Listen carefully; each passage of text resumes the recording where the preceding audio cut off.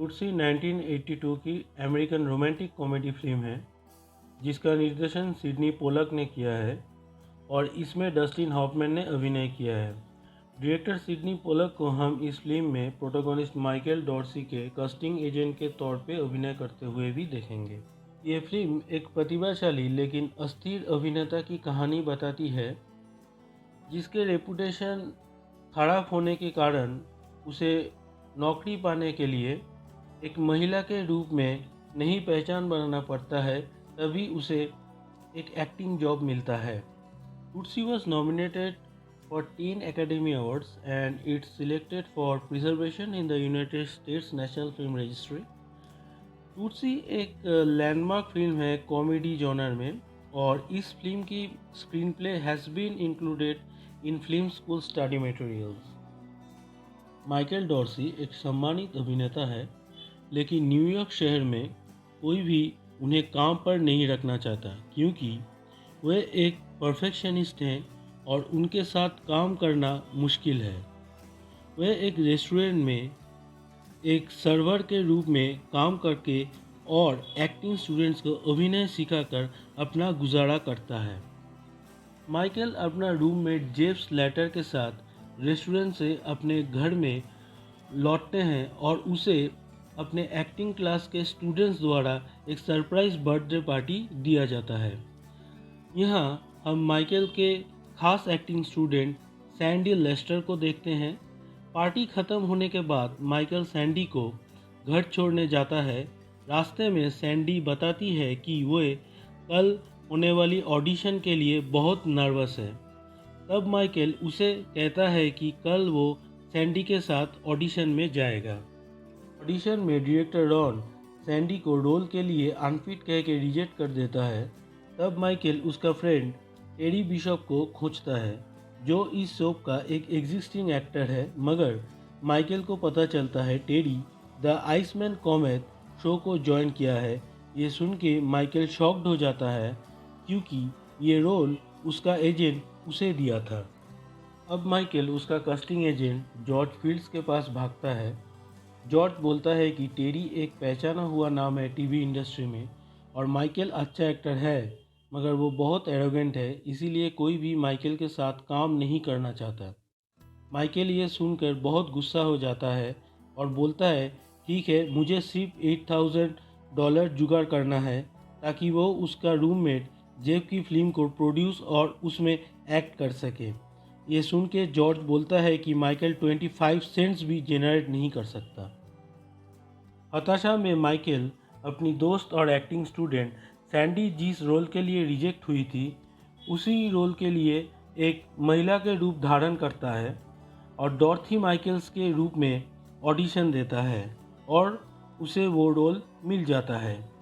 ये role New York में सबसे popular day time serial south west general की है, जिसमें माइकल को हॉस्पिटल एडमिनिस्ट्रेटर एमिली किम्बर्ली की रोल प्ले करना है। माइकल एमिली किरदार को एक समानतावादी नारीवादी के रूप में निभाता है जो बाकी अभिनेताओं और क्रू दल को आश्चर्यचकित कर देता है, जिन्होंने उसे जैसा स्क्रिप्ट में लिखा हुआ है ऐसा ही एक सहमी हुई और डरने वाली महिला के तौर पे ही उम्मीद कर रहा था। एमिली कैरेक्टर जल्द ही एक राष्ट्रीय सेंसेशन बन जाता है और बहुत ही ज़्यादा पॉपुलर हो जाता है न्यूयॉर्क सिटी में।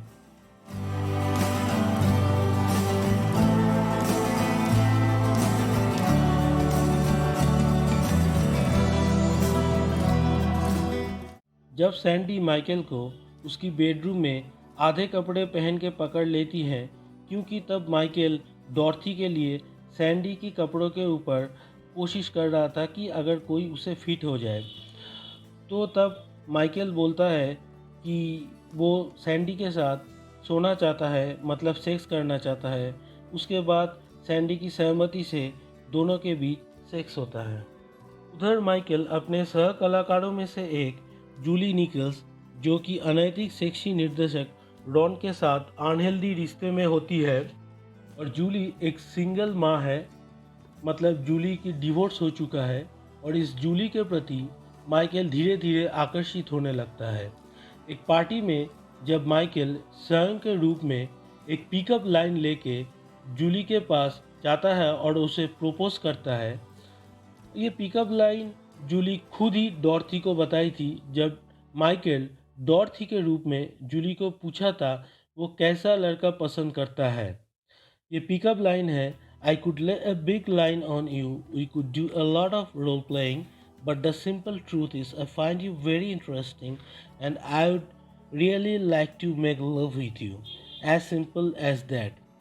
मगर ये बोलने पर जूली माइकल के चेहरे पर एक ड्रिंक फेंक देती है। तब माइकल बगल में खड़े हुए एक आदमी का कोट से वो साफ करके वहाँ से निकल जाता है। बाद में डॉर्थी के रूप में माइकल अस्थायी प्रगति करता है क्योंकि जूली ने डॉर्थी के सलाह के अनुसार रॉन के साथ अपने रिश्ते को समाप्त कर चुकी होती है।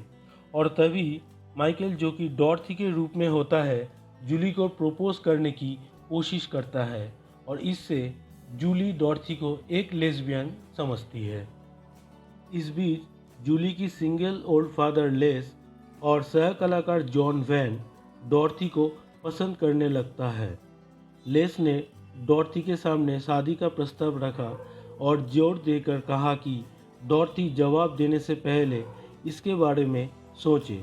जब माइकल घर लौटता है तो वो जॉन को उसका अपार्टमेंट के नीचे वेट करते हुए देखता है, जो डॉर्थी को शादी करने के लिए मजबूर करने की कोशिश करता है और उसके साथ तभी सेक्स करने के लिए जोर देता है।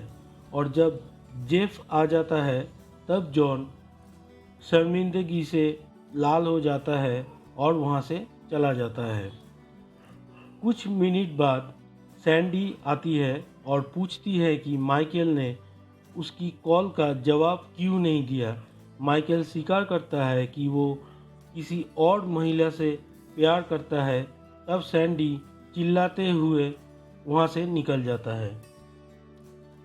महत्वपूर्ण समय तब आता है जब डॉर्थी की लोकप्रियता के कारण शो की निर्माता उसके साथ कॉन्ट्रैक्ट को एक और वर्ष के लिए बढ़ाना चाहती हैं।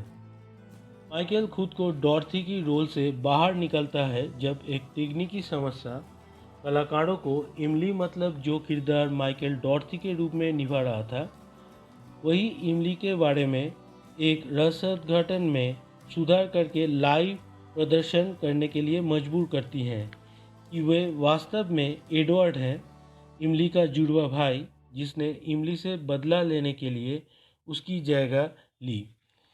इससे सभी को झटका लगता है, लेकिन जूली माइकल के धोखे से इतने नाराज़ हो जाती हैं कि कैमरे के ऑफ होने के बाद जूली माइकल के कमर में घूंसा मार देती हैं और वहाँ से निकल जाती हैं। कुछ हफ्ते बाद माइकल जेफ के नाटक के निर्माण के साथ आगे बढ़ रहा है। तब एक दिन वो लेस को एक बार में मिलता है और लेस की सगाई की अंगूठी लौटाता है और लेस कहता है, तुम्हारा अभी भी जीवित होने का एकमात्र कारण है कि मैंने तुम्हें कभी नहीं चूमा। अपने गुस्से के बावजूद लेस ने स्वीकार किया कि माइकल डॉर्थी के रूप में अच्छा कंपनी था और माइकल उसे एक बियर खरीद देता है। माइकल बाद में स्टूडियो के बाहर जूली का इंतज़ार करता है, मगर जूली उससे बात करने के लिए अनिच्छुक है। लेकिन माइकल उसे बताता है कि उसने और उसके पिता ने पूल खेला और अच्छा समय बिताया। जूली अंत में स्वीकार करती है कि उसे डॉर्थी की याद आती है। माइकल उसे बताता है कि डॉर्थी उसके भीतर है और वो उसे भी याद करता है और बोलता है, मैं एक महिला के रूप में आपके साथ एक बेहतर पुरुष था, जो मैं एक मर्द होके महिलाओं के साथ कभी एक अच्छा पुरुष नहीं था।